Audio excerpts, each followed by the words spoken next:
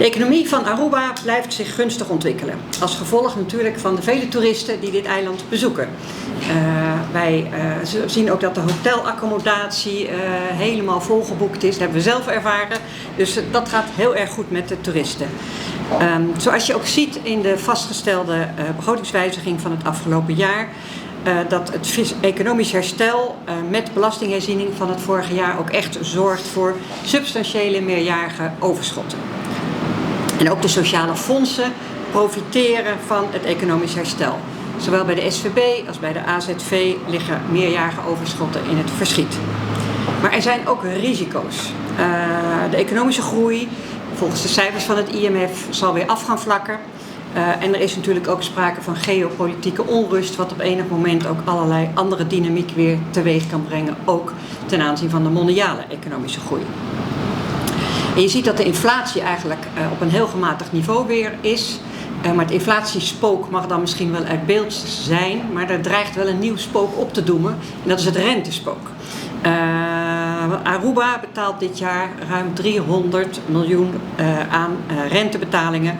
En dat is een aandeel van bijna 20% van de hele begroting. En dat is natuurlijk heel erg substantieel. Het is van belang dat Aruba de huidige budgettaire ruimte en de economische groei ook aangrijpt om versneld die schuld af te lossen en die rentelasten te verlagen, waardoor er ook daadwerkelijk meer ruimte gaat ontstaan. En ook is nu het momentum om de economie te moderniseren. Hervormingen op het terrein van arbeidsmarkt en sociale zekerheid door te voeren, ook zeker in onderlinge samenhang. Dat verdient nu de aandacht. Ook met name omdat daar nu in budgettaire zin ook ruimte voor is. Kom ik bij het tweede onderwerp, de begroting van 2024 en de meerjarenperspectief. De begroting is voor het tweede jaar op rij op tijd aangeboden. Dat is een mooi resultaat. En je ziet ook dat er een begrotingsoverschot nu is opgenomen van meer dan 1% van het bruto binnenlands product. Dat is de norm zoals die in de wetgeving is vastgelegd. En feitelijk zie je ook de komende jaren dat er eigenlijk een overschot wordt geraamd van 1,5%. Dus dat is een mooi resultaat. Wat we wel zien is dat nog nader moet worden gekeken naar het realiteitsgehalte van de begroting.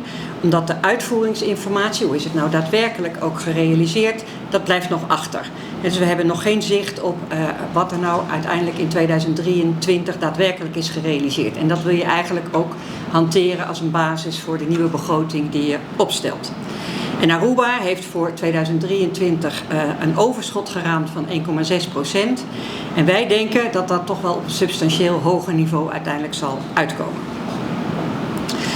Wat we daarnaast zien is dat er in de begroting is opgenomen een verhoging van het investeringsniveau. En dat is denk ik positief.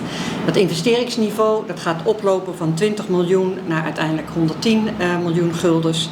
Maar dat is nog niet beleidsmatig ingevuld. Dus er is al wel een budget gereserveerd, maar er ligt nog niet een beleidsmatig meerjarenplan over hoe dat nou echt vorm kan krijgen. En dat is natuurlijk wel heel erg van belang. Een investeringsagenda gekoppeld aan de beleidsdoelstellingen in samenhang met het landspakket. Dat is eigenlijk wat je wil om ook die begrotingsruimte op een efficiënte en effectieve manier te kunnen invullen. Daarnaast blijft het heel erg van belang dat Aruba de jaarlijkse overschotten gaat inzetten voor het aflossen van overheidsschuld. En momenteel bedraagt de schuld die het land heeft 5,5 miljard gulden. En dat is 78% van het BBP. Dus dat ligt nog steeds echt op een heel hoog niveau. En verdere aflossing is nodig om die begroting ook echt duurzaam te versterken. Als je nu even terugkijkt naar hoe het niveau lag in 2020, dan zie je wel dat de neerwaartse trend echt goed is ingezet. In 2020 lag die schuldquote nog op een niveau van 112%. En inmiddels is het dus terug naar 78%. En de regering heeft zichzelf als doel gesteld, dat ligt ook vast in de landsverordening van het financieel toezicht, om die schuldquote terug te gaan brengen naar 50% in 2040. Dus men maakt stappen, maar nogmaals, die rentelast is op dit moment ontzettend hoog in die begroting. Die 20% die ik noem, dat is dus bijna 1/5 van de begroting die aan rente moet worden betaald. Dus dat onderstreept nog maar eens het belang om daar snel verdere stappen in te zetten. En wij denken ook dat dat daadwerkelijk mogelijk is. Het derde thema, de sociale zekerheid en de arbeidsmarkt. Wij roepen al langer als KAFT dat het belangrijk is dat hervormingen worden doorgevoerd. En een terugkerend onderwerp daarbij vormt ook de hervorming van de sociale zekerheid. En Daarbij willen we ook vooral graag ingaan op een koppeling tussen die hervorming van sociale zekerheid met ook de plannen voor de arbeidsmarkt. Daar liggen, denken wij, hele goede mogelijkheden. Dus je kunt kijken naar het hervormen van de arbeidsmarkt, waardoor de arbeidsmobiliteit vergroot kan worden en dat komt de arbeidsproductiviteit ten goede. Heel concreet wordt gedacht aan het flexibiliseren van de contracten. En daarnaast kun je ook nader kijken naar een goed functionerend sociaal zekerheidsstelsel. Om de nodige inkomensondersteuning ook daadwerkelijk te verlenen. En dat werkt ook stabiliserend voor de economie. En daarbij wordt gedacht aan de introductie van een WW-uitkering. En wij denken dat het verstandig is om het moment nu aan te pakken om die twee dossiers in samenhang met elkaar tot een daadwerkelijke invoering te brengen. Wij denken dat dat mogelijk is en dat ook nu het moment daar heel goed geschikt voor is om dat te realiseren. Ten eerste omdat die economie nu eenmaal booming is op dit moment. En dat maakt dat arbeidsmarkthervormingen, die vaak kunnen leiden tot een zekere knelpunten op de arbeidsmarkt, dat die nu makkelijk plooibaar zijn, omdat immers de risico's beperkt zijn. Dus de pijn van de hervormingen is daarmee goed draagbaar. En daarnaast is het ook financieel booming op dit moment.